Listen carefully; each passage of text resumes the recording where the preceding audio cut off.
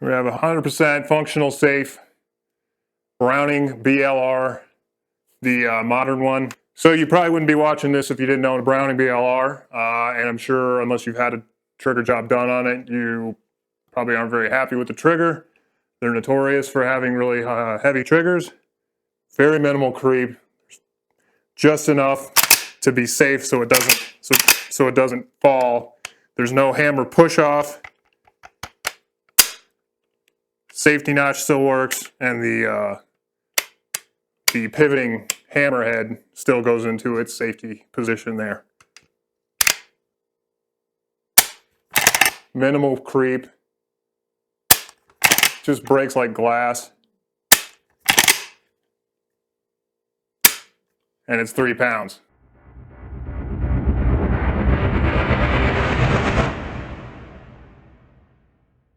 Greetings, creatures of Earth. Geoff Montgomery here from Accurate Rifles and Restorations. Today we've got a Browning BLR Bravo Lima Romeo. Very fine lever action.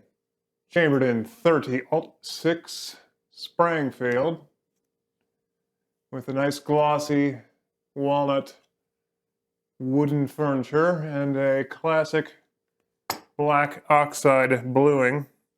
Of course, your receiver here is aluminum. I guess to reduce on cost. So this here's your newer model. I don't know exactly what era, but certainly not one of the classic ones.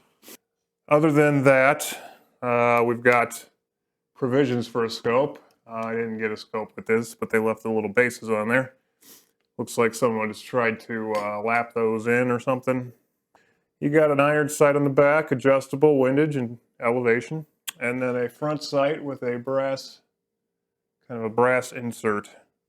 So when your scope goes down, you have the option of iron sights, although you need a wrench to take all this off to see the dang things, but hey, whatever.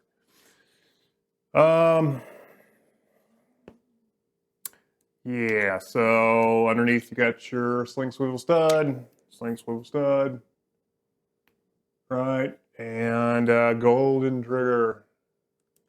The golden trigger. Although the triggers on these guns are horrendous.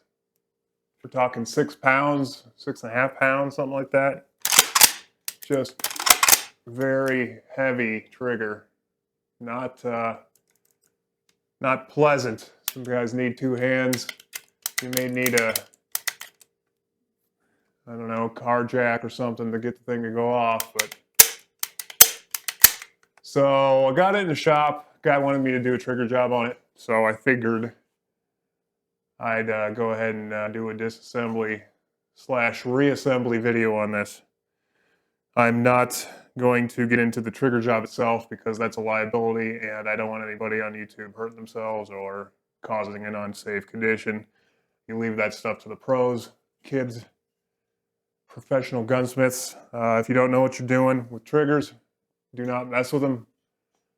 They are set heavy for a reason, and you got to know what you're doing in order to mess with those. So this is not going to be a trigger job video. I'm sorry.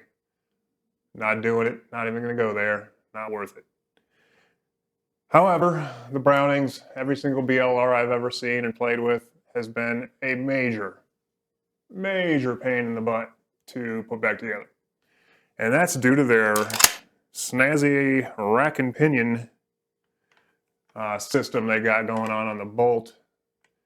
You'll see some teeth there, and then there's a big gear inside. Now, they are definitely one of the smoothest lever actions on the market due to that reason. But this is not for the timid or faint of heart. But if you found yourself a little overzealous and were cleaning your gun and you just kept taking screws off and pins, and all of a sudden things start popping out on you, and now you're pulling your hair out and throwing things across the room because you can't get it back together, well, maybe this will help you out. Like I said, I've done a lot of these, so I'm familiar with it. This one is a little bit more tricky than the common or the original vintage BLR 81 design. This one's even stupider. Believe it or not, they made it dumber. They made it more complicated. So we're going to get into that. For this job, you're going to need yourself a long screwdriver, flathead preferably, a couple Gunsmith style. Pretty much every screw on this is a flathead, but you need specific sizes in order to fit those slots and not damage them. Oh, and the butt pad has Phillips in them. But that's it. Other than the butt pad, they're all slotted screws. You're going to need a couple taper punches, preferably. This would really help. Soft hammer. This is a nylon tipped hammer. Or you can hit it with a hard hammer. I don't care. It's your gun. Hook. Some sort of hook. This here is a dental pick in a kind of hook style thing. Oh, tape. Masking tape. This helps. And grease. The old Gunsmith glue. You're going to need that. Okay. This, I don't think I ended up using this, but it's there for moral support if I need it. Okay. So, let's take it apart. I already got this apart, but just for visual here, you got your butt pad, recoil pad, whatever. There are two screws, Phillips style screws. See that right there? So right there, and then right there's the other one. And they screw into the butt stock right in there. You simply unscrew those in a counterclockwise fashion, like you would any screw. And that pad comes off, and it reveals your chasm in here for another screw. So you would fish your long screwdriver down in there, get a hold of that slotted screw, unscrew, and then that comes out. And that's going to be it. And there. So that's what's inside, holding the buttstock on. Sit that in a safe place. Then grabbing firmly, you're going to push, or pull rather, this way. And it's a little snug. So once you get your buttstock off, set that aside. Okay, so now we're getting into some trouble here. The fore end itself, for this, actually, you don't need to take it apart, but to avoid damaging anything, there is one slotted screw right there. And then this thing just kind of comes right off, raises up. The magazine itself, there's a little latch. Push that latch forward, or rearward, I suppose. Grab your magazine and pull that out. Oh, one more thing that you're going to need is going to be a slave pin. Forgot to mention that. This is probably one of the most important parts, actually. Because this is where the new design comes in, where you absolutely have to have a slave pin or the thing will never go back together. So this is simply a piece of steel. I don't know, probably drill rod. It feels kind of heavy. And we're at 188. 188 in diameter, so that's probably 3/16 inch steel. I suppose aluminum would work, or wood if you had one, but anyway, some sort of pin, 3/16 in diameter. Oh, and the length is also critical. About 0.660 in length. 660 in length. So go find yourself one of those. Pause the video and come back. You've gotten this far. Sure, you can clean it, kind of. You can blow it out or whatever. I I would highly suggest don't mess with this if you don't want to take it apart, don't, because I'm going to show you how, but still, you'll see why. It is a pain in the butt. Like I said, you can get to most of the little nooks and crannies and blow it out with some air and flush it out, whatever you do, to kind of just give it a general cleaning. But of course, annoyingly, you can't get to your bore. You could go ahead and shove a cleaning rod through this way and potentially ding up your crown and cause some problems in there. And then as the brush goes through, it's going to splatter all that fouling into your action here. So that's no fun. You know, generally the best way to clean a rifle is from the bore. This way, push it out the muzzle end. A couple little order of operation things here. You've got typical 2-position hammer. So you've got a half cock and a full cock. On full cock, it would fire. On half cock, it does not fire or does not release the hammer. The hammer doubles as an additional safety by rotating that downward, acting as a firing pin block.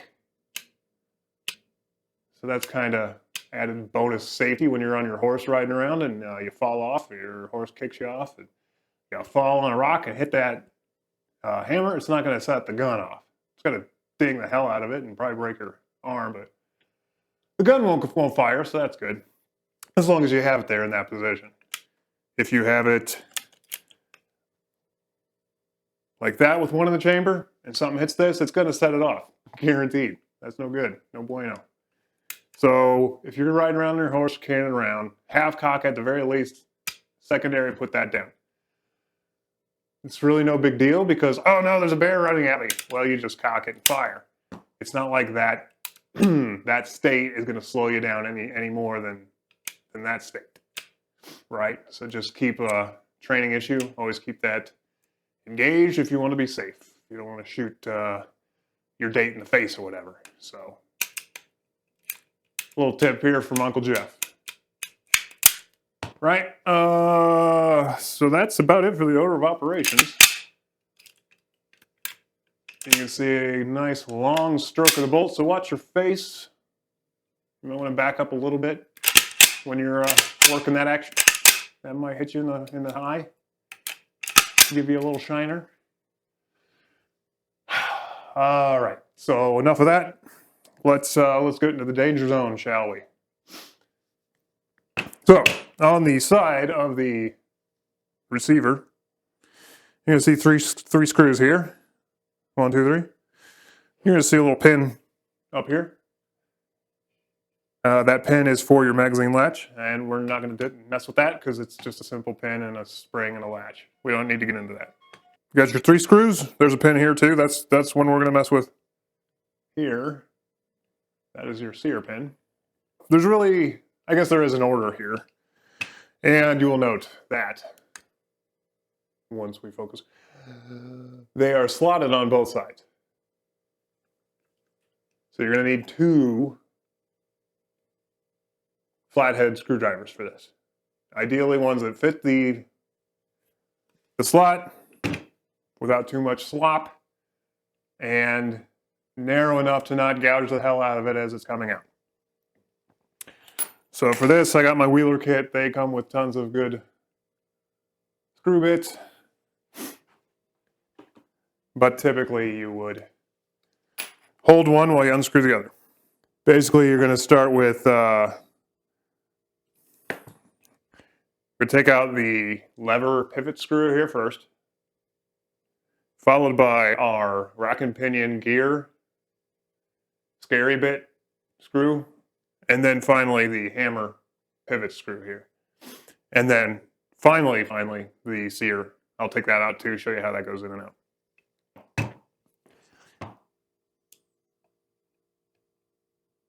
So like I said, you find your slot, and you find the slot on the other side, and you push in carefully, trying not to gouge anything, and unscrew. Once one's loose, you only need to take off one.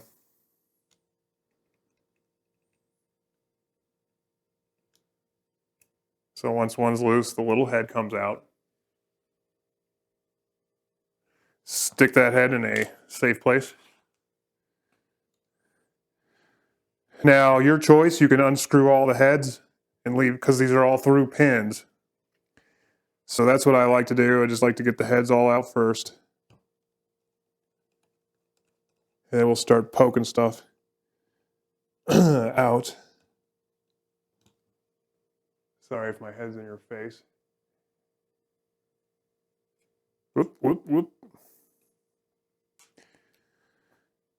Okay, one more. Don't do that.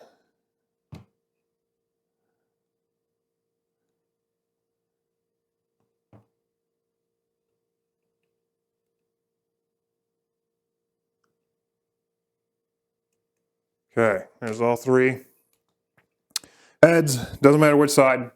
Doesn't matter which side you take off. So you can see I did two here and one here. No rhyme or reason. Just that's what came loose. And look at that. One just fell out.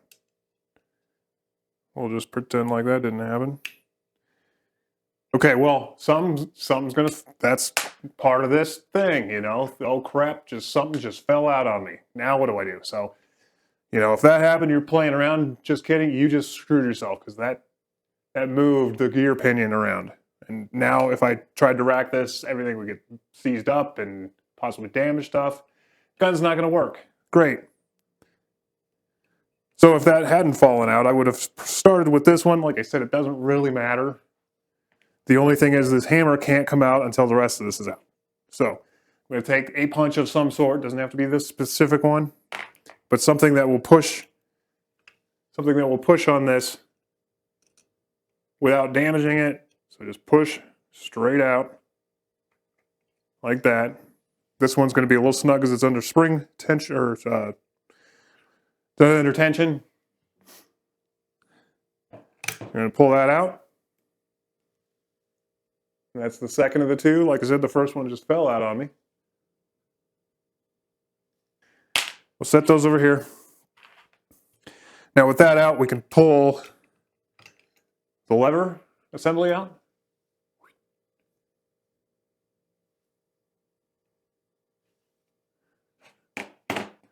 And then there is your rack and pinion system in here that is just literally flopping around loose. So let's just carefully dump that out into our hand. And this is where people get terrified, and I did too when I was young. But you've got essentially three pieces here. Got a giant gear with another smaller gear. Whoop. Right here, which is the bane of this rifle. You've got a pinion style thingy with weird angles on it and a spring-loaded plunger on either side. There's a little one and there's a big one. We're going to leave those in. There's really no reason to take those out unless you're really, really a masochist. Or it's damaged if it gets broken or something because you pulled a pin and tried to rack it and broke it. So if you did need to take that out, there's a roll pin here on both of them. You just push the pins out and then that would release the spring and the little detent or whatever nubby thing you want to call it. So there's that. And then a spacer collar kind of thing. So all three of those parts are held in by the one pin, as well as so actually the middle pin holds these two parts in. And the first pin I unscrewed here by where the lever pivots on, that is holding in these parts.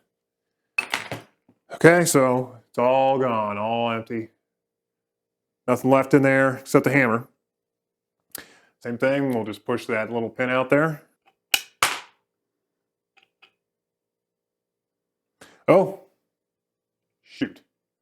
One very important part. We need to get this hammer spring, the main spring, out first. So that will make things a lot easier. I noticed that pin was very stubborn to push out. So that means we had some spring pressure on it. So this part is where the mainspring is housed, this stem, and it just threaded into the back. A lot of times this is very tight, so you may need channel locks or something to break this loose. You're going to see some disassembly manuals say don't take this off. There's no harm in it, and it makes life so much easier. Not like you want this to be any harder than it already is, right? So there's no harm in this. I would recommend doing this with the trigger in the forward position. So dry fire the gun, make sure that's all forward. And then once you break it loose, you can unscrew it by hand. And it's not that, the spring pressure isn't that crazy. It's not even really at all. So you unscrew that, and see that's how much pressure is on it. So not much. So just to show you, the mainspring has the hammer strut, little cup deal, and its mainspring behind that. Get out. Mainspring behind that. Pretty beefy spring. But that's all there is to that. Nothing to be scared of there. Set that aside. And then the strut is just by itself in there. It's not held in. It's not held in by the hammer. It's not held in by the spring or anything. It's just held in by spring tension between the strut cup and the back of the hammer. So that just dumps out. At this point, you could take out the bolt if you want. That'll just slide straight out the back. And then finally push that pin all the way out. It's the same pin. And then that'll release your hammer right there.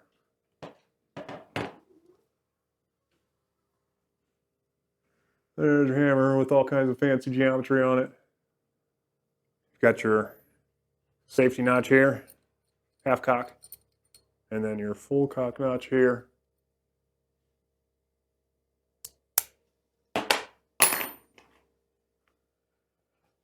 Okay, then there's one more thing in here that I'm going to take out, and that is going to be the sear, which is right here. Kind of in a weird position. There we go. That wiggly bit there is your sear. So the hammer, or the trigger pushes up, kind of pushes up and over on that, and that releases the sear. So I'll kind of show how that works outside of the gun, if you're curious. So that's just got a little pin there, right there. And you can use the hammer strut to push that out. It's not spring tension is not heavy. So there's the, there goes the pin.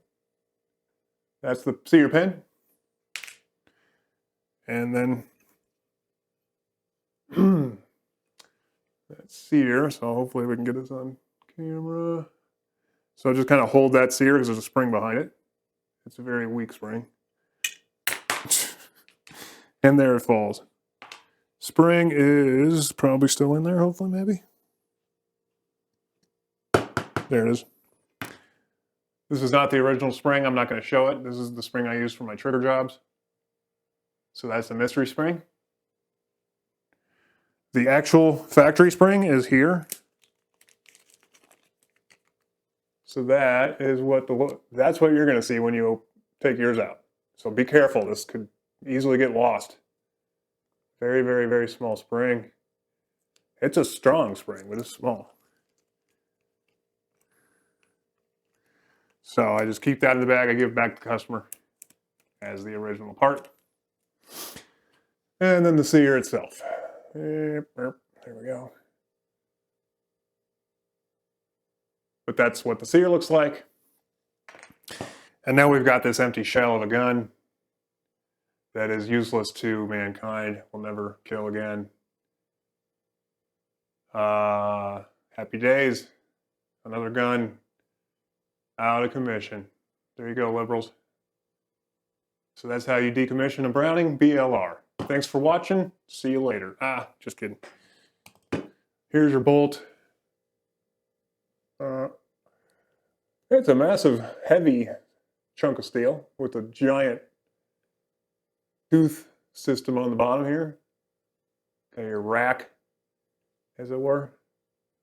And then a spring-loaded bolt head, very similar to an AR-15, where it's got the star head, and that locks up into the breech. So as it goes forward, it kind of pivots and goes back. That is another safety feature. Here's your firing pin back here. So if the hammer were to strike, even if this were on the cartridge, it will not reach. The pin won't go through the bolt face there to set off the cartridge. But with it down,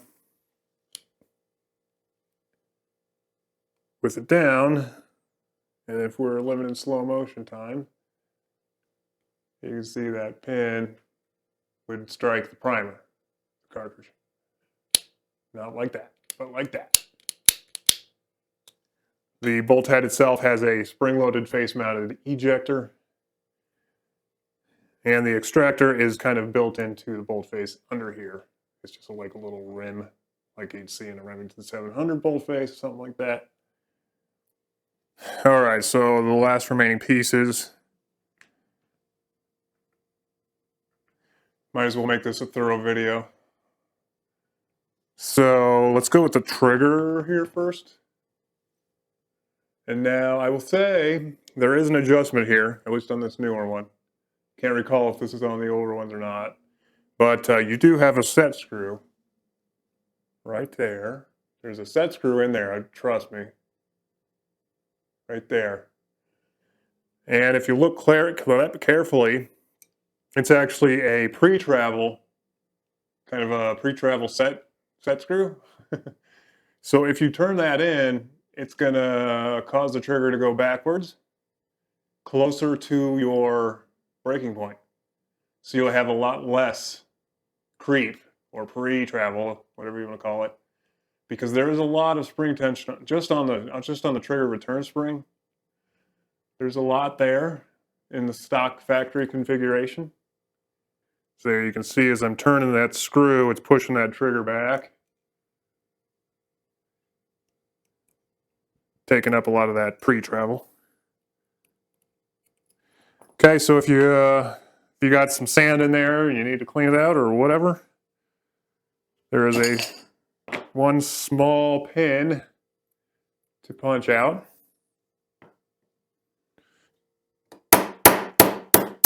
There we go.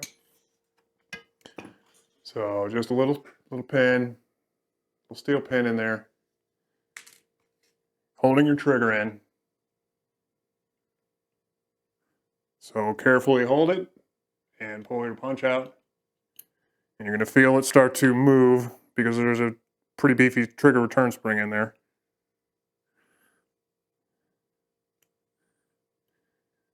So back that out, pull the trigger straight up and out. And then dump that spring out. Pretty beefy. But that is a very heavy spring. It doesn't look like much, but for a trigger return, that's kind of silly. Okay, so that's it. There's nothing left to take out of the lever assembly, or the lever now. It's not an assembly anymore, is it? There, genius.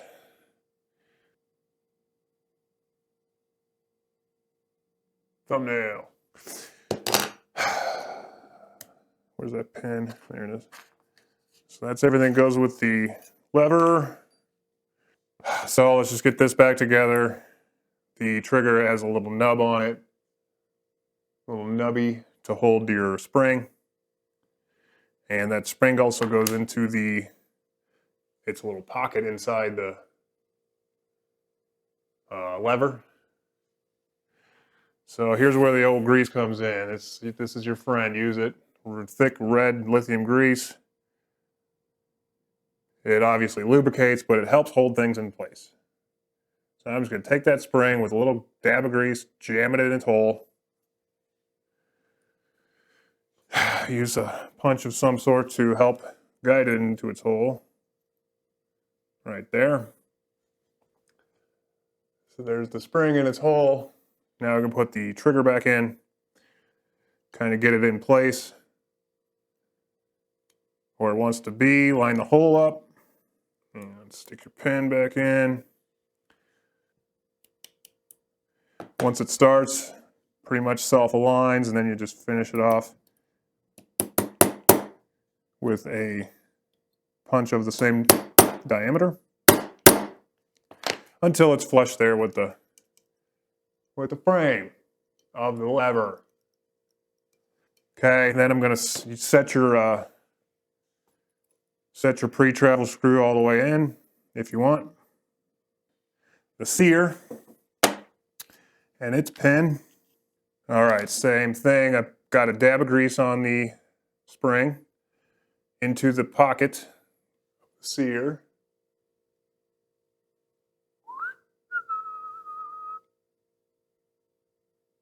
Just to kind of help keep it in there. Then we're going to go ahead and turn the gun upside down. And you'll see if you look in there, there is a little nub in there for the sear spring to sit on as well. Best way I've found to do this, so the sear is going to go in this configuration. So this will be facing up if you're looking at it upside down. And the spring towards the rear. Kind of lining up the spring with its recess and nub inside the receiver there so I'll get the pin kind of started on the side. This pin is super loose too, so don't really need a hammer for this. Kind of holding, if you got dainty fingers you could probably do this, but holding this, I'm guiding that spring into its pocket back here, getting this steady and shoving the pin through. And this pin is loose enough that it can fall out.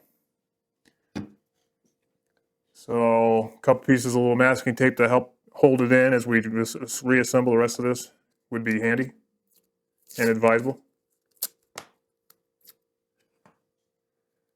So you just put a couple pieces on either side. Just to make sure that pin doesn't come out on you. But you want to see some spring tension on that. Just like that. All right. Now for the fun bit. So this is where we need the slave pin. So if we look at all these pieces, we know this little collar is going to hold it off the wall. And this gear needs to be inside here. And this needs to be in the lever. So best way you can see the shape of the lever kind of matches the shape of this thing pretty well right there. And it's got a little spring-loaded deal that kind of keeps tension on it. So take your slave pin. So you just want to hold this part into the lever with that slave pin. And it needs to be that length so it sticks out, you know, both sides. Like that. Now the gear is going to be placed in there in this manner. Right? Like that. So the little gear rides on the teeth on the inside there. And the outer gear is the mama jamba that controls the entire bolt and keeps it locked up. And this is the hard part here. So we're just going to get this over with. Put the bolt back in. And you can see it likes to just pop out. So what you got to do is you got to hold that in again with your masking tape. So just take a nice long piece and hold your bolt all the way closed. This is very important. Don't do it like that. It needs to be fully forward. All the way forward. And just stick your tape on there so it holds the bolt in. And don't block your holes. Don't cover up these because you need access to that. So you need to make sure that bolt is all the way closed, like tight. Use 8 pieces of tape if you need to, but you don't want to feel any play in that bolt. It's very important. Okay, so with the bolt all the way closed, and it's rearward. When the gear here is all the way back, these teeth are engaging in those teeth in the bolt. And when it's all locked up, this is what forces the bolt all the way shut. So it's very important that this is all the way back. This needs to be at the very, very end of its travel. Make sure that it's not moving. And then another problem is, it's just not going to stay. So again, grease it up real good. Grease it up where it rides back here. Nice big dab of it. You want this thing to stick. And then when it's all together, it'll just be lubrication, right? So it's not going to hurt anything. So with your Gunsmith glue all the way back, it should stay relatively well. So just like that. So turn that upside down so it doesn't fall out on you and set that aside. We need to get this in place first. This is going to, so if you look at this, this is how it sits in there. So this side's on this side of the wall, so you got this giant place to fill up. So it's going to go in there like that. You're going to put that collar on this side of your lever assembly. And you can't just put it in because the thing's going to fall out. So you've got to kind of pre-position. So we're going to take one of our screws, one of our screw pins, /pins, doesn't matter which one, they're all the same. So a little grease on the side of the wall of the receiver, just to help keep it stuck in there. And hopefully you can see this, but I'm going to use my fingy to hold that collar and just kind of push it into position and then feed this pin there through it. Just like that. So the pin is holding that collar in and pulled back so that it'll allow me to feed the gear system in there. So make sure this is all flush and tight. See, that's what was causing me problems. Making sure that gear's all the way back, everything's in place. I'm going to slowly and carefully lower this down in here. Trying not to move that gear. There we go. Okay. Now that's in place. So now we got to push this pin in without moving anything. So it's a little tricky. So I'm going to put a little tension forward on that and flip it over so that the pin's on the bench. And then if you look through this hole, we've got to kind of just push that gear like up and this way, just enough to get that pin to clear. You don't want to turn that gear for any reason. So I'm just going to go in there with this and push in that direction. And you'll see if you look in there what you need to do. I'm not going to bring this up, you're not going to see it anyway, so just trust me.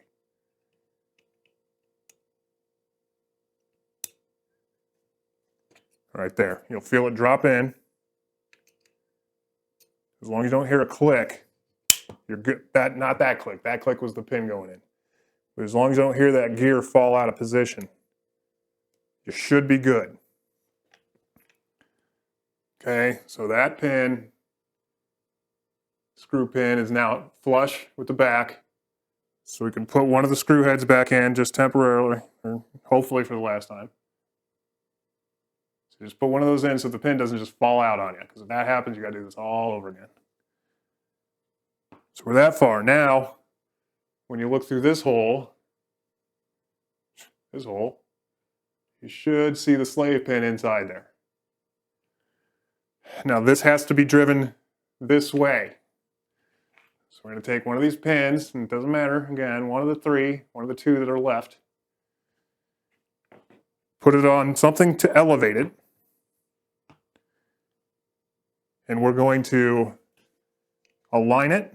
So grab your lever, kind of wiggle it, and push and turn on this until you feel it kind of seat. Right there. So I felt that just go down. So that means it's entering that hole, but the slave pin's still holding everything together. Now what we want to do is just knock that down. One clean, fast stroke. So I'm going to use my plastic head hammer and just whack it. That'll throw the pin out and hopefully keep all this stuff aligned. That did not go as smoothly as I was hoping, but I think we're okay.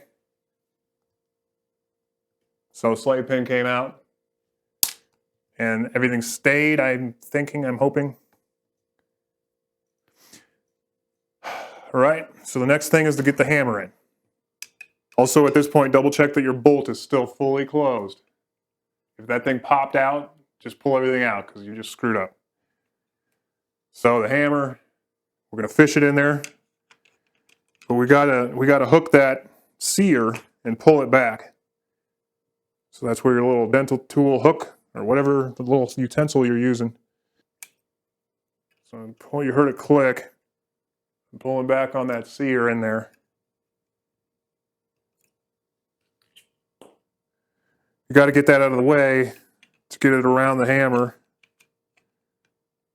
And then you'll look through here, the hole, and you'll line that. And something that's really going to be hard to see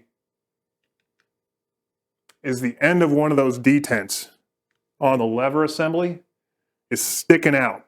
And that actually bears against the hammer. So this is another tricky part here. When we're putting the hammer pin in, this is what's going on. That detent is going over that hole, which is how this all gets locked into place. That pin would be holding the hammer in, and this would essentially, when the lever's closed, that locks it up, keeps it all locked up. So you close the lever, it snaps over that. You open the lever, unsnaps that, and opens up. So that's what we're fighting when we're trying to put this pin in. We just got to push this back, and then the pin snaps over it. So that's what's going on there. So same thing, we're just going to align it by eye. We're going to take the last pin and feed it this way underneath. So we have to use the same kind of trick to get it to go all the way in.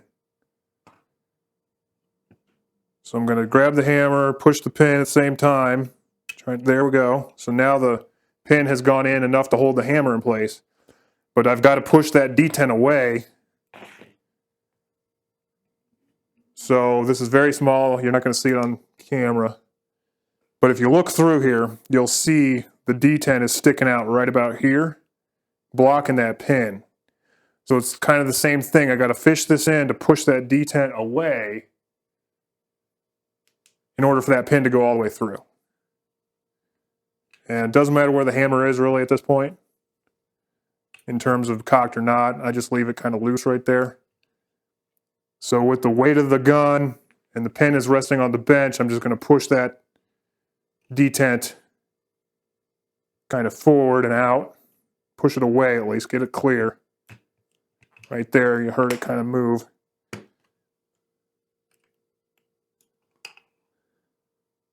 Sometimes you may have to hand tap it to get it to go all the way in.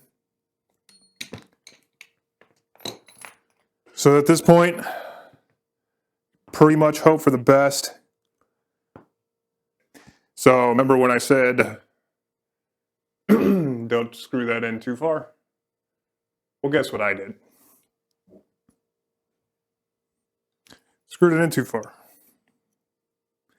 So it's keeping the trigger, it's pushing it so far back now that the sear can't cock because the trigger is basically pushing that sear too quickly or too soon. So let's back off on that. There's a whole lot of creep in this, so that's why I thought it was okay. So it seems like just about flush. This is what sucks about this gun. You can't check it until you put it all back together. So you got to go through that entire rigmarole just to find out, oh crap, it's too much. So you got to rip it back apart.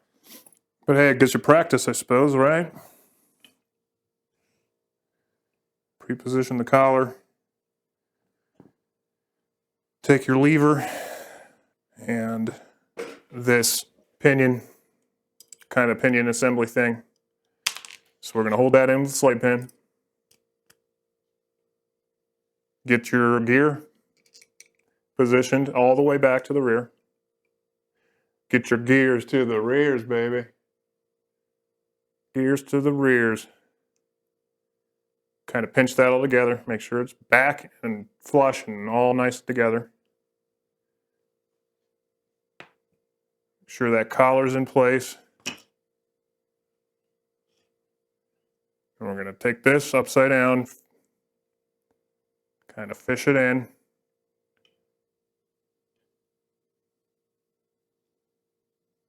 Flip it over. The weight of the gun on the bench, so we're resting on the pin, on the bench. And this is where we got to fish our punch in there. So kind of up at this angle is where I'm going. And I just heard it move, so let's just stop there. Yep, our gear moved out of position, so push that back over. While we're at it, we can just add a little grease to this gear so it's already got some on it. Because screw taking this back together again. Properly lubricate any little places that ride on surfaces. Do that now.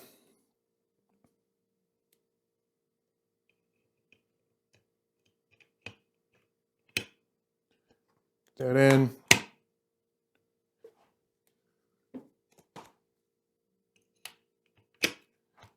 Okay, that's in.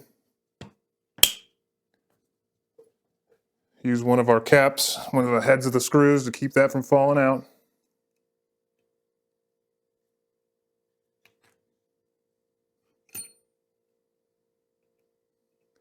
Doesn't need to be tight, just enough to keep it from falling out. Turn it back over. This is where you want to elevate it. We're going to shove our pin through here. So just kind of holding it, and you'll feel it push in like that. And then whack it through, slave pin comes out. Keeping it here. We can fish the hammer in once more. So kind of fish the hammer in, use your hook, pull the seater back rearward, get it out of the way, and then kind of scoop the hammer around. Third and final pin coming in from the bottom.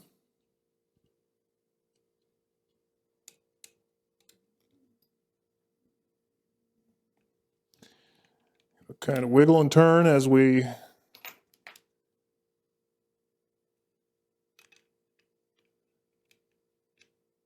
try to get the pin through it.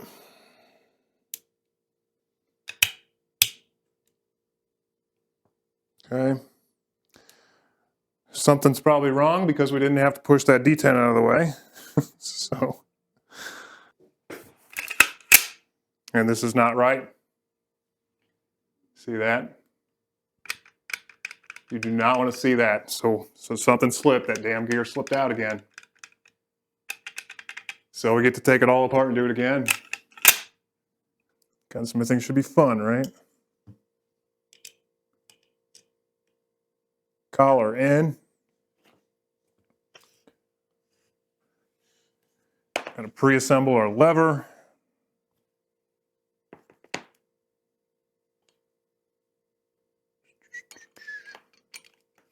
Slave pin.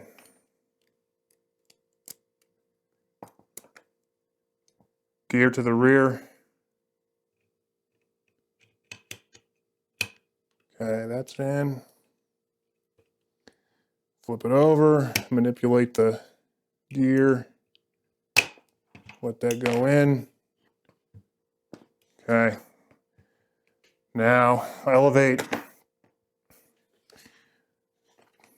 Kind of get your pin started. Right there. And whack it. Whack it home. See, I think that was my problem last time. I pushed it in and that flay pin fell right out, which I think caused a bunch of trouble right there. I think that shifted out. Hammer. Pull your sear back, stick your hammer in, grab your final pin, align the hole.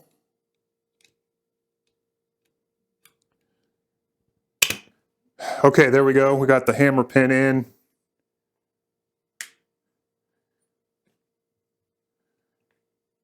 To that detent, and then we're just going to push kind of in this direction with a punch or something to get that detent out of the way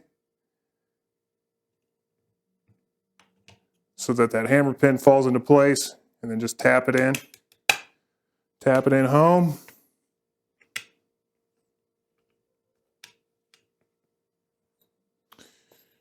Hammer strut, help it into the cup.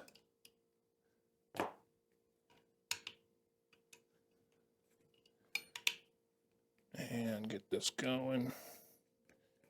Mainspring in. Check your hammer. Full cock. Everything's locked back. Pull the tape. And that is what you want to see.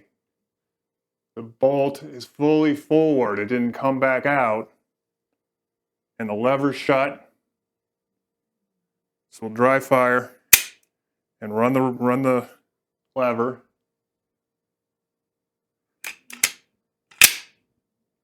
And it comes back fully locked. So that's how you properly reassemble these. You don't want any play back here. You don't want to be able to like wiggle this or push it in any further with the lever all the way closed. Very dangerous. You don't want to fire it like that. So function test, that works. The safety notch works. That hammering pivot head goes down for the double safety. And then cocked, and you want to push on the back of the hammer pretty hard. You don't want that falling off. So if you push on this and it goes forward without touching the trigger, something's wrong. I hate to tell you, but you got to pull this apart again and check things. So that's pretty much the only safety checks to do. I would take a pair of channel locks or however you got this off and just give this a little yark so it doesn't come loose.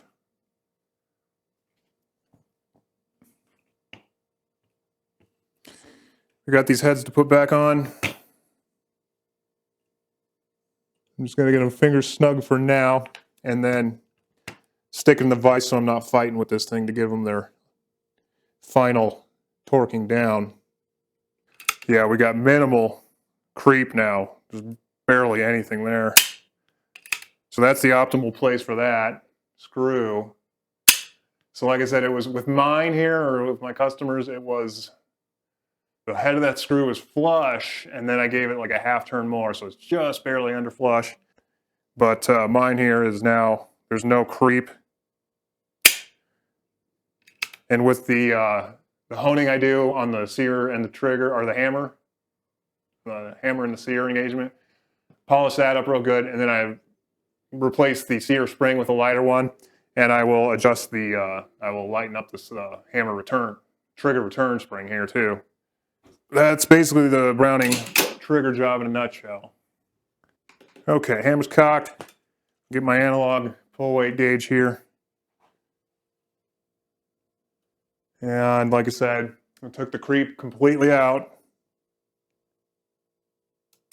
Yeah. Now we're sitting at just under 3 pounds.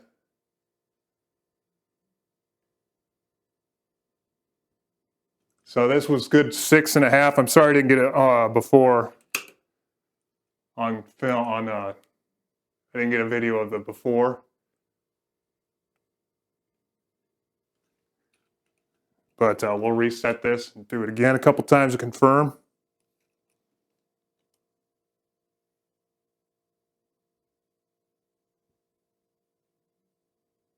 Yep. 3,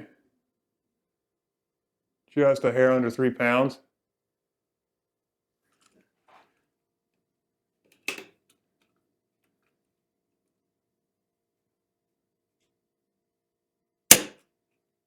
Consistently under 3 pounds, just a tick mark under 3. That's pretty damn good for a Browning BLR. So yeah, there's almost non-existent creep. And it just breaks. It just breaks clean. So right there's your creep.